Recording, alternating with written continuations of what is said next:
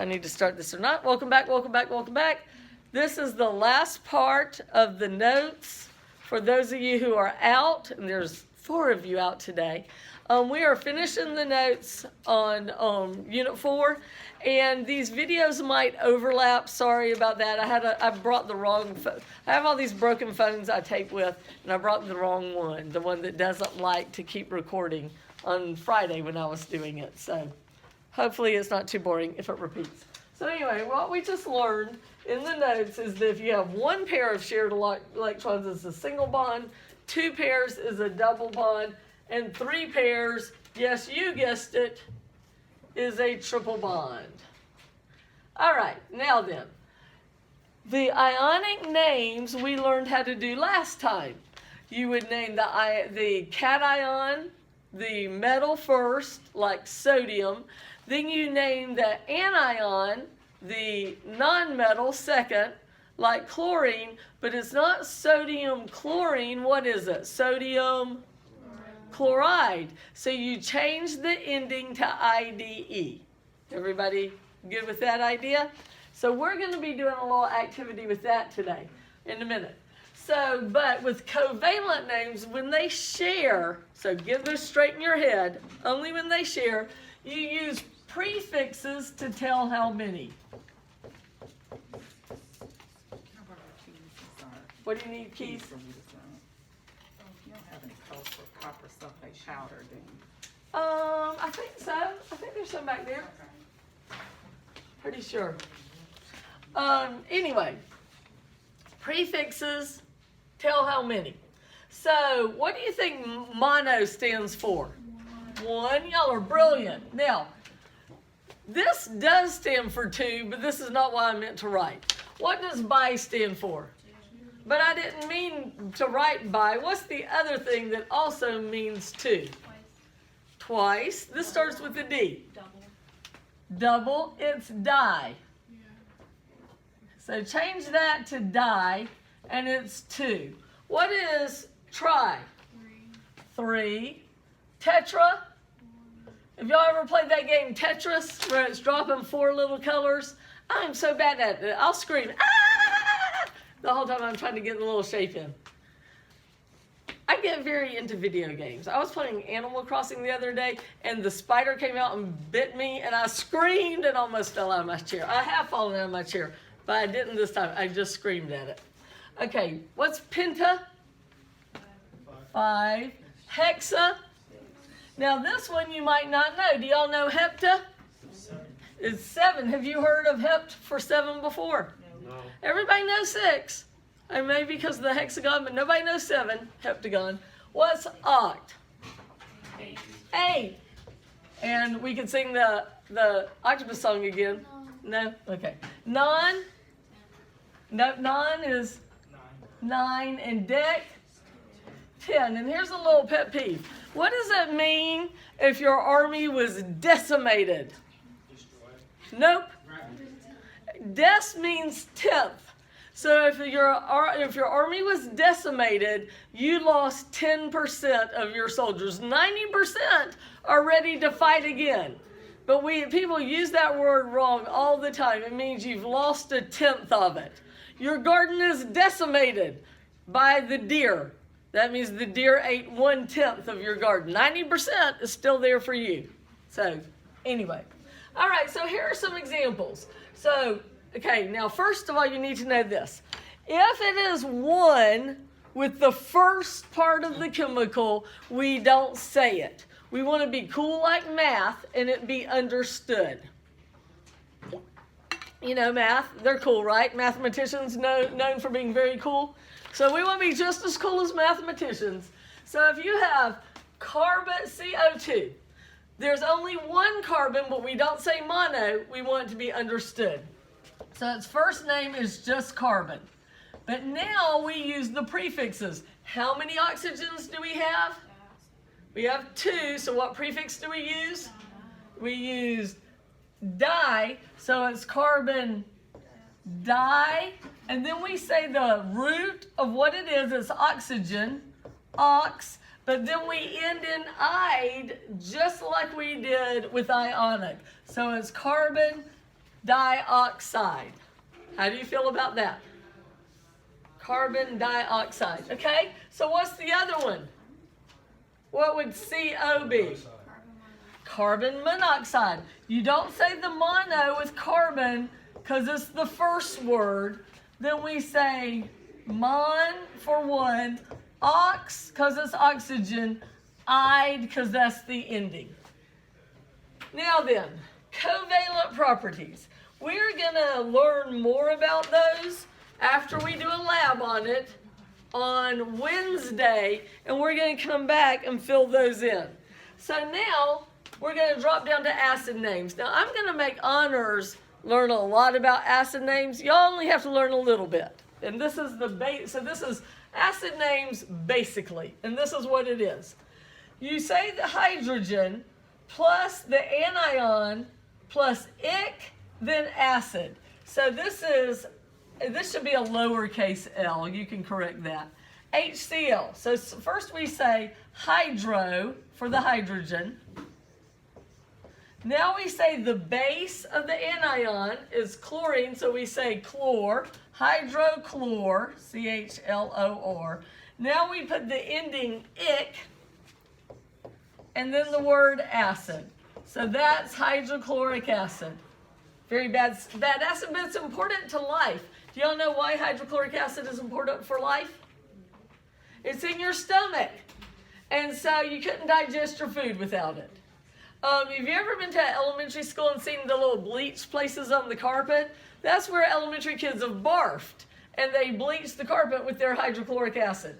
It's one reason why I teach high school. I like it. Y'all are all potty trained. You don't throw up all the time. If you do, you would throw up in the trash can and not on the floor. Y'all are great. I like high schoolers. I have no desire to go to elementary. Okay, there are more rules if it's polyatomic, but we're going to learn it in a video assignment a little bit, plus honors is going to learn it in more detail, not you guys. Okay, now there are other bonds, metallic bonds. What kind of parents are the metals? They thought they were good. What?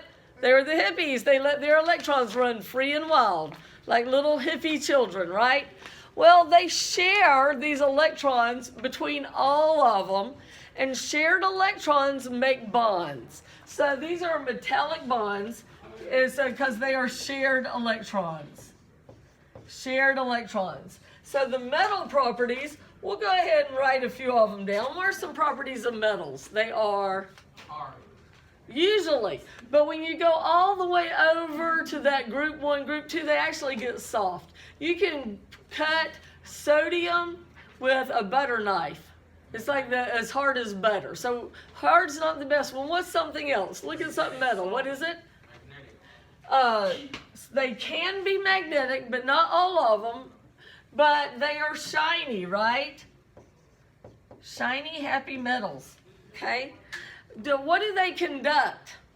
Heat and electricity. So they conduct heat. Do you remember what part of the electromagnetic spectrum is heat? IR, infrared. I think you said it. Heat and electricity. So there's our one ring to rule them all, being a metal. All right.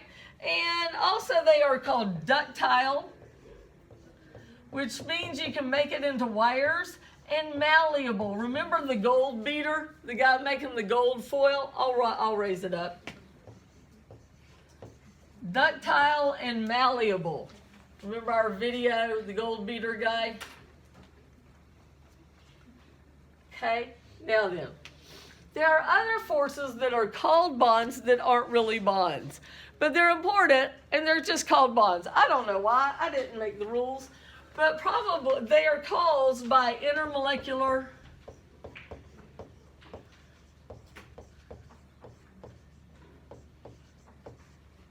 let me make sure over here. And intramolecular. And we're going to talk more about this. Forces. All right. the most important example I think is called hydrogen bonds. And it's that whole thing about oxygen keeping the electron more and causing the oxygen side to be more negative. The hydrogens end up being positive more, and what do opposites do? Attract, so they stick together. So water is a sticky molecule. It's a sticky molecule. Now you don't think of it as sticky because it's not sticky like honey, but it sticks to itself. Water beads up. It doesn't lay flat. If you spill oil, it lays flat. If you spill alcohol, it lays flat. But water beads up. And if it didn't, we would have no life on this planet. Now, why? And we're going to talk more about this in another standard. But why does water being sticky cause life on this planet? Can y'all figure that out? Why is water so special? To have life, you have to have carbon and water. And we're the water planet. Covered 2/3, 3/4 in water. And then they just discovered that there is 2 to 3 times more water inside the earth than in the oceans. We're water inside and out. Some Canadian and Japanese scientists figured that out in the last couple of years. So what you learned at elementary school was wrong. Core mantle crust, wrong. That's interesting, isn't it? That there's still stuff being figured out. The Japanese were sort of apologetic. We know we are going against all established science, but we figured out that the Earth's full of water. It's got a lot of water in it. We're so sorry to have, rocked the cart. And I thought, that is just so polite and respectful and not how the Americans would have done it. If we had figured it out, we would have been like, nah, in your face. Y'all were wrong. We're right. Right? Yeah, different cultures. But I really like that culture. Very respectful. Then the Canadians figured it out too. The Canadians were a little late to the party, but they backed the Japanese up. All right. So I'll just tell you so that we can get onto our lab activity. The first reason why water being sticky causes life on this planet is, you might not have noticed it, but trees and plants do not have circulatory systems, no heart. So how do they get water from their roots all the way up? Imagine like the redwood forest with the giant trees. How do they get the water from their roots all the way up, many, many feet up into the air to their leaves, to their top branches? And how it works, it goes back to our lab. Remember our very first lab, density? We learned to read a graduated cylinder from the bottom of the meniscus. Remember how the water curved in the graduated cylinder? The smaller you make a tube, the more that water bends until it can just suck it right up the tube. Some of you have seen this before. You had to have your blood tested. They pricked your finger. They squeezed it and made a big old drop of blood, and then they touched something to it, and it just sucked the blood up. Did y'all ever notice that? That's capillary action. It's using this property, your blood's got enough water in it to suck it up. And that's how trees drink. And if trees weren't here, would we be here? No, they make the oxygen we have to have. So we're all interconnected in the web of life. Okay? The next thing is, why there wouldn't be, is water is so the first reason is trees. We'll say trees, but we mean all plants drinking. The next one is water is called the universal solvent. And but it's not really the universal solvent, but it's called that. But what it means is stuff, because it's so sticky, stuff dissolves in it really good. It pulls it apart. So that way, like oxygen can dissolve in water for the fish to breathe. And minerals can dissolve in water that can be taken up to the trees. And things are dissolved in your blood. And there is nutrients dissolved in things you drink besides water. So because it can dissolve so good that we wouldn't have life if it couldn't dissolve. Okay, so that's another one. Another one that causes life is water is less dense than ice. Why does that make life on our planet? Of course, we like our ice cubes floating and our drink of sweet iced tea. But why does that cause life to be on our planet? Anybody figure it out? Why would we not have life on our planet if ice wasn't less dense than water? No life. You would die. What? What's your guess? Any idea? It has something to do with this. It's the seas and the fish. Regular, all the other chemicals almost, the solid is more dense than the liquid, and then the gas is the least dense. But with water, it's backwards. And because water has this shape, it spreads out. It's like when you were in elementary school and the teacher would say, okay, everybody hold hands. Now spread out and make a big circle. That's what water does when it freezes. It spreads out and makes a big circle where it's less dense. So therefore, water floats. If water didn't float, if ice didn't float, then if you had a body of water, it would freeze from the bottom up, and all the little fish would be up here dead at the end of one winter. And what it does instead is the ice floats up, and it makes an insulated layer, and all the fish live happy through the winter. Would we live if all the oceans, rivers, ponds, lakes died? Nope. The web of life, it all has to go together. So if all of those bodies died, we would die. No life on our planet. So, and then the other one is, there's one other reason why the earth being covered with water makes it where we can have life on this planet. Can you figure it out? It has to do with temperature. Temperature. Whenever they're looking for an alien planet that could have aliens, or we live on it, they're always looking for water, because all the other planets in our solar system aren't covered in water. And so they're too hot in the day to support life, and they're too cold at night to support life. But us, we're great. During the day, the sun shines on us, and water, because it's so sticky, is very slow to heat up. And it absorbs and absorbs and absorbs the sunlight. So we're not heating up on the land. We're staying nice and habitable. From the poles to the equator, that the temperature is where life can be supported. You might have to wear a coat.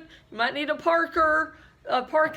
You might need, insulated underwear, or you might need to take off clothes at the equator, but you can live. From the South, there are scientists right now down at the South Pole living, but having science labs, and they're alive.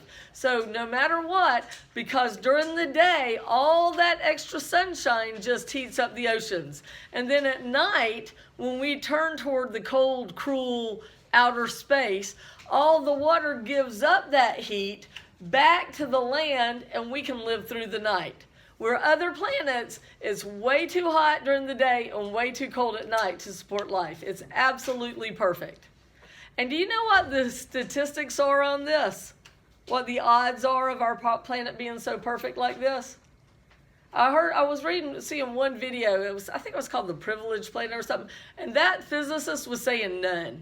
He said for us to have life, we have to be covered in water. We have to be about the third rocky planet away from a medium-sized sun. Can't be too hot of a sun, can't be too cold of a sun. You have to be just the right distance away, and you need to have gas giants on the outside to help protect you. You need to be in a spiral galaxy. You need to be on the edge of one of the spirals, or else there'd be too much space junk coming by to kill you.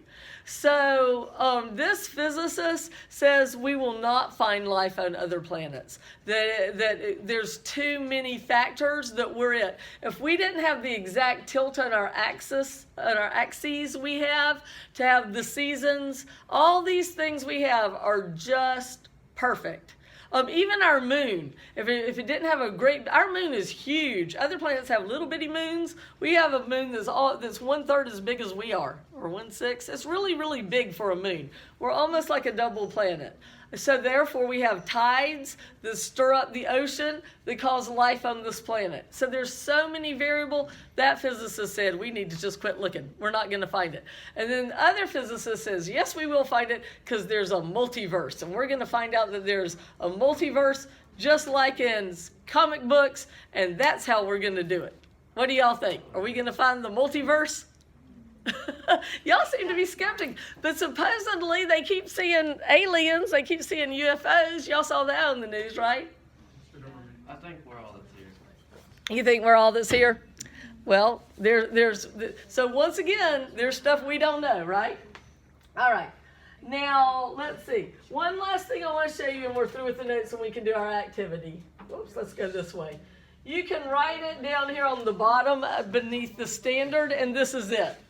What do you think the electron configuration for carbon is? 1s? What is it? What's carbon? What do you think it is? 1s, 2, 2s, 2, 2p, 2. This is not what happens.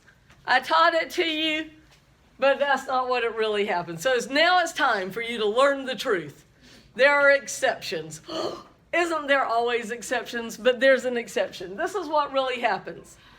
There is a desirability to atoms to have full valence shells like the noble gases, but if they can't have full, there's something they really like about half full. So what carbon does instead is 1s2, 2s1, see how it's half full? 2p3. Do you see how that one's out half full? It's happier with this. And these four are in orbitals with just one electron, so they can make 4 bonds. It's where carbon's 4 dots come from. And if carbon didn't do this, no life on the planet. Another thing, going with all that other stuff that we just talked about the water and the planet and the tilt and all that, this. No life without this. Without carbon being a rebel and making 4 bonds, no life on this planet. We're going to talk more about that in our lab tomorrow. Okay, any questions? All right, then this is the end of our notes. Science is great.